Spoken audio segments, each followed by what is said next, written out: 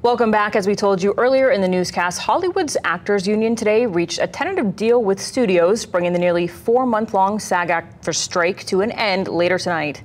The contract agreement still needs to be approved by the union's board and its members, but it sets the stage for actors to return back to work and for productions to start up once again, including here in Hawaii. And joining us now live to talk more about this is actress Amy Hill. You might know her from Magnum P.I., 50 First Dates, The Cat in the Hat, and so many other movies and shows. Amy, thank you so much for being here. We really appreciate it.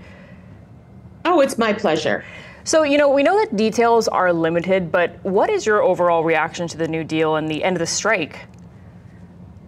Well, the strike was necessary because, the whole industry has shifted to this streaming stuff.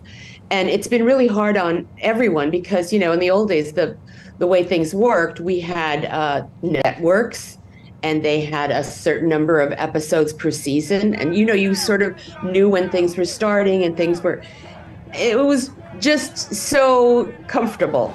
Then they started, moving into DVDs and VHS and, selling abroad then they went into the streaming. And the streaming has been, I think, incredibly profitable for everyone. But they've also, in terms of cost cutting, they've created less episodes, but they still hold us to a contract where we are not allowed to do other jobs, So if we sign on for 10 episodes of something, we're stuck.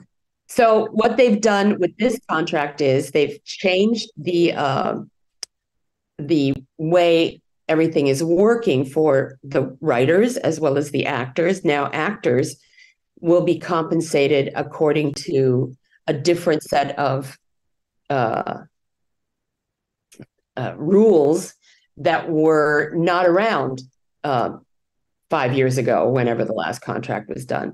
And this contract is good for 3 years. And I believe that every 3 years renegotiating is a good idea because the way things are going, technology is just moving so fast, and we need to be able to keep up with that in order to be compensated fairly and be treated fairly in the industry. Joining us live right now, and we know one of the productions that you were working on right before the strike, it was Disney's live-action remake of Lilo and Stitch. That was here in the islands. Yes. Is that going to be off pause? We're hoping, we're keeping our fingers crossed, at least I am. Well, I think it'll be off pause. I think before we went on strike, Disney said that they would be probably putting together a rough cut and they'd have an idea of what they needed to shoot again. We had at least 2 weeks left of production, some very important scenes that needed to be shot. So I believe that they're going to go ahead with that, but it probably won't, even in July. They said it probably wouldn't be until the new year.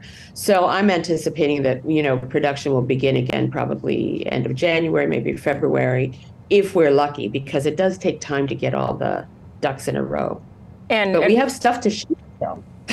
Right. And really quickly before we wrap up, on that topic, is everything going to go back to normal right away after this? Or is there going to be ripple effects from this, nearly 4-month-long pause?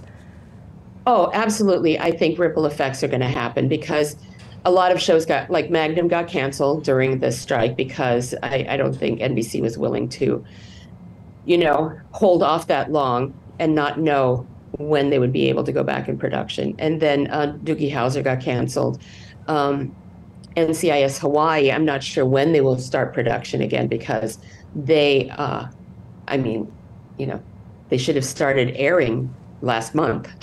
So, everything's sort of in the air. I'm sure NCIS Hawaii will come back, but I'm not sure when. I don't know when they're going to start production because things have to get, Things still getting ironed out. Up. Yeah, right. Things have to get ironed out. Well, thank you. Go ahead, sorry. You're welcome. No, thank you. We really appreciate you coming on. I didn't mean to cut you off. Thank you so much. The talented actress Amy Hill. We really appreciate your time. Aloha.